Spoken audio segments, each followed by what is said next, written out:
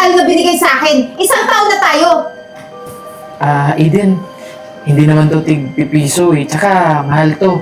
Eh kahit kailan naman dukha ka eh. Sige na, umalis ka na. Sa susunod, matutpras ka muna. Simula ngayon, kayo na yung magiging manager ng company na to.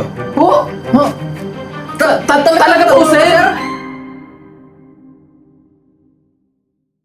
Ayan. Kanina pa ako naghihintay dito.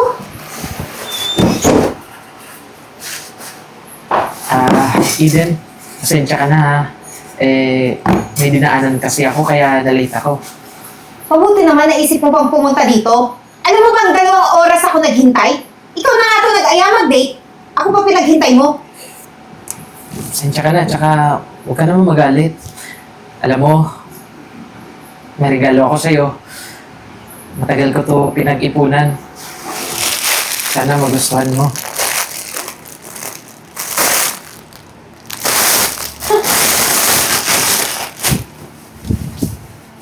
Eto? Ha? Matagal mong pinag-ipunan? Bakit? Tag-piso-piso na ba ang pwede mong maipon kada araw? Excuse me? Hoy! Gawang baklaran lang yan! Ano akala mo sa akin, ha? Ikaw, Jim, wala ka matinong regalo na binigay sa akin. Isang taon na tayo.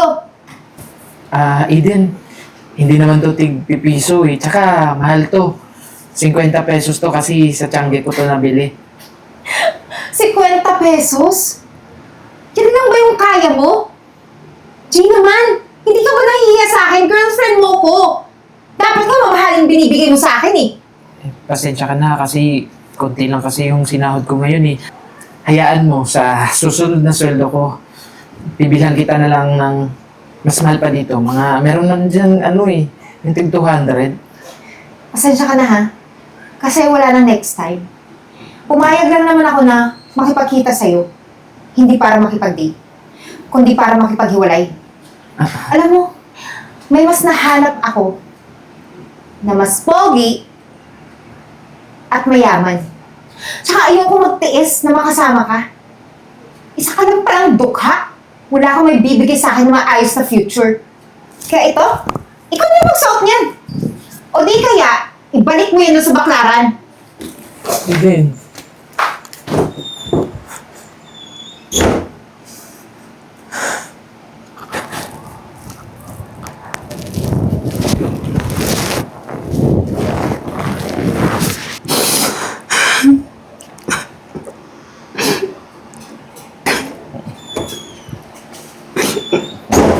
O Jay, bakit naman bigla mo akong pinapunta dito eh? Buti na lang lunch break. O Jay, anong nangyari sa'yo? Ba't umiiyak ka?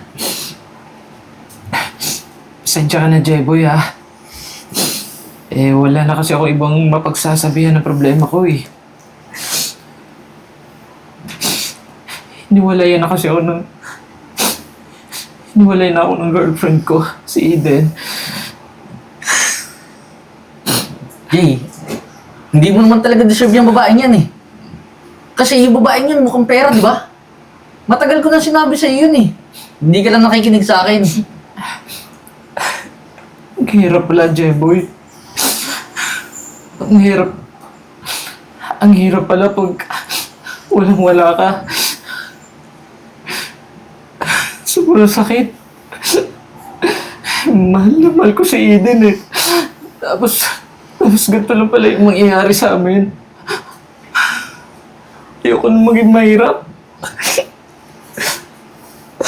Kaya mo Jay, kalimutan mo na yung babaeng yun. Tsaka huwag ka mag-alala. Saktong-sakto naman eh. Nangangailangan kami ng admin dun sa trabaho ko. Tutulungan kita dun para makapasok ka. Yung sa trabaho mo ngayon, alisan mo na yun. Talaga? Maraming salamat, Jeboy ha. Huwag ka mag-alala. Gagalingan ko sa trabahong yan. Siya, tara. Para magbihis ka muna at maligo ka muna para didiretso yung takay boss pagkatapos. Sige. Tara.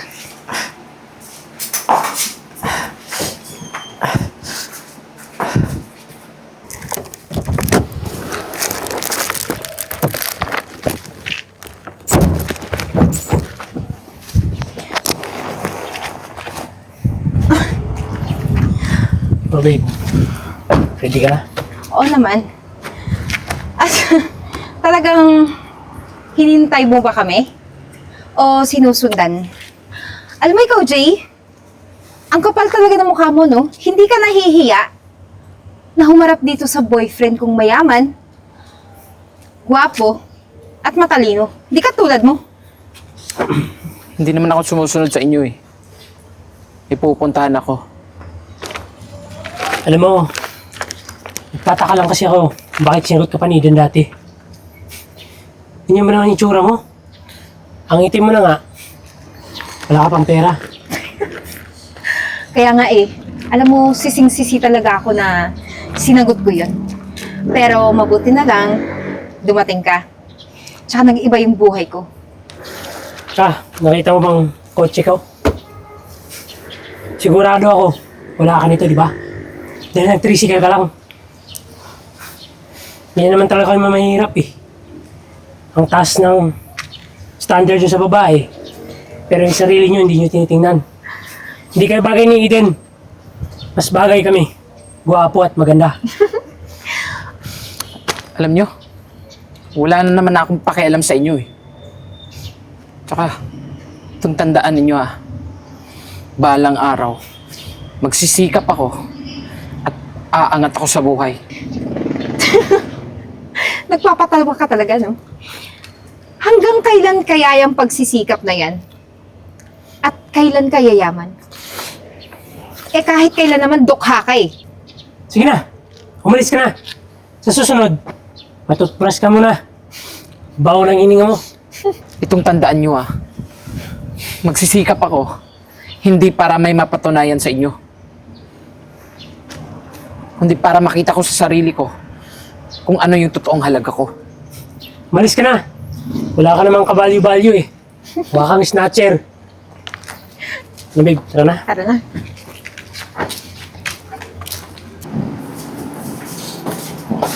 Sir, ito na nga pala yung nirecommend ko sa'yo. Magandang morning po, sir. Good morning, Iwan. Ito pala yung nare-recommend mo. Yes, sir. Alam mo, Jay, tama? Apo. Alam mo, swerte ka. Kasi malakas yung nagpasok sa'yo dito. At saka, isa pa dun, talagang kailangan namin ng tao eh. Kasi malaki yung volume ng project na meron kami ngayon, kaya kailangan namin. Talaga po, sir. Naku, sir. Kailangan ko po talaga ng trabaho, sir. Kaya isang karangalan po, sir, na makapagtrabaho po sa negosyo po ninyo. Alam mo, basta pangako mo lang sa akin na pagbubutihan mo, di malayo na magkakaroon ko ng posisyon dito sa company. Sir, huwag ka mag-alala. Tutulungan ko naman to si Jay kasi alam ko napakasipag na kaibigan ito eh. So paano? Congratulations! Naku, sir, maraming salamat po, sir. So, ibig sabihin po ba, sir, tanggap na po ako? Oo naman. Samahan mo na lang siya sa HR para masikaso na yung employment niya. Sige, sir. Salamat, Thank you sir. po. Thank you. Oh, tara na.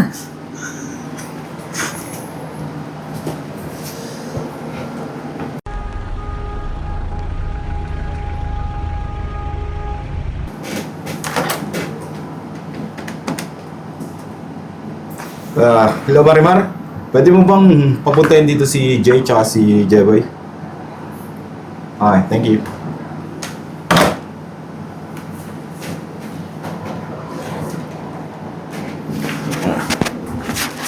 Sir.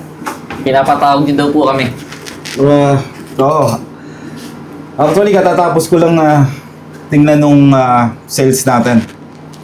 Alam mo, Jay, isang taong ko pa lang dito sa company pero congratulations ha. Alam mo ba na isa ka sa pinakamataas na sales ngayong taon na to? Talaga po, sir. Naku, sir, mabuti naman po kung ganon.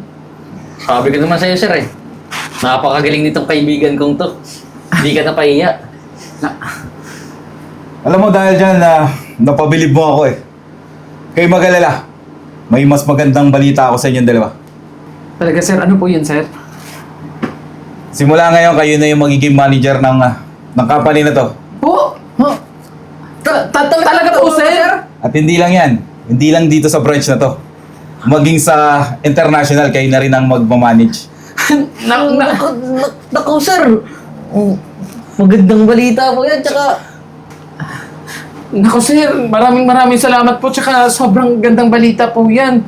Huwag kayong mag-alala sir kasi hindi po kayo magsisisi sa akin sir kasi mas lalo ko pa pong gagalingan sa trabaho ko.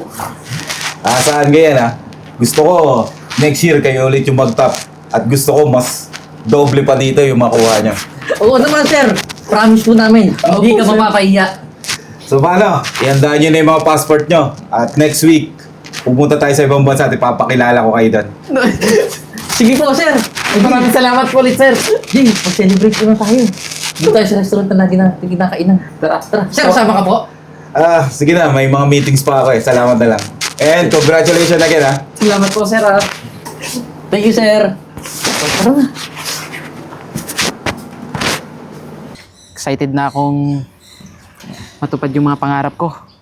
Lalong-lalo na, excited na akong ipatayo dito sa bakanting lote na to yung bahay ko. Ibig sabihin, binili mo na yung lote yan? Oo naman. Ibang-iba ka na talaga ngayon, Jay. Alam mo, Jeboy, nagpapasalamat ako sa'yo kasi hindi ko naman mararating lahat na to kung hindi mo ako tinulungan eh. Huwag ka sa akin magpasalamat sa sarili mo. Dahil ginawa mo yung best mo para matupad mo yung pangarap mo, di ba?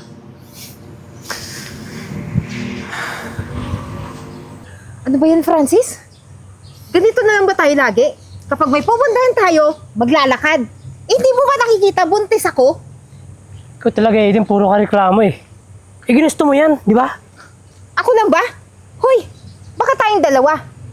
Sana ako nalaman ko lang na manluloko ka, na hindi ka pala mayaman, dahil isa ka lang driver na tinatakas yung sasakyan ng amo mo dati.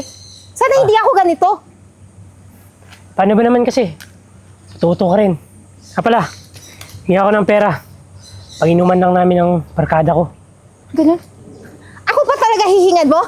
Wala na nga tayong pamasahe, di ba? Alam mo, ikaw, matagal ko na talaga gustong makipaghiwalay sa'yo eh. Kasi wala kang kwenta. Ano? Anong ibubuhay mo sa anak ko, ha? Diba yung ex mo yun sa Eden? Nag-aaway yun. Mukhang nakarma na ata, oh. Jeboy, okay lang ba sa'yo na puntahan natin? Para saan pa? Basta, gusto ko lang din siya makausap. Masya, tara. Kasi ang hirap sa'yo eh, bungangera ka. Bahala ka nga dyan. Francis! Francis! Huwag mo akong iwan dito!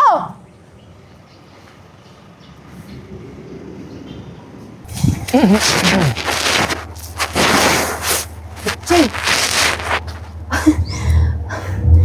Mukhang asinsado ka na. Eden, anong nangyari sa'yo? Tsaka, malaki na rin pala yung tiyan mo, no? Oo. Kung tinatanong mo, bakit ganito yung itsura ko? Kasi naman yun si Francis eh. Niloko ako. Nagsinungaling. Akala ko mayaman.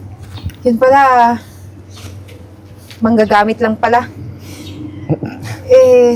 Jay, baka pwede tayong mag-usap. Baka pwede natin pag-usapan na magbalikan tayo ulit. Total, nakipag-iwalay na sa akin si Francis. Alam mo, Eden, wala na tayong dapat kailangan pag-usapan pa. Tsaka, yung sinasabi mong magbalikan, hindi na. Kasi hindi ko sasayangin yung mga narating ko para lang sa isang taong gold digger. Tsaka, huwag ka mag-alala kasi pagdadasal na lang kita. Jay, hindi ka ba naaawa sa akin? Naawa? Bakit sa akin ba naawa ka? Noong mga panahon na iniwan mo ko tapos pinagpalit mo ko dahil sa mayaman? Alam mo, Eden, wala na akong pakialam sa'yo. Tsaka sana lang, baguhin mo na yung ugali mo. Tama yan, Jay. Tara na. Hayaan mo na. Karma niya na yan. Dahil ginawa niya sa'yo. Tara.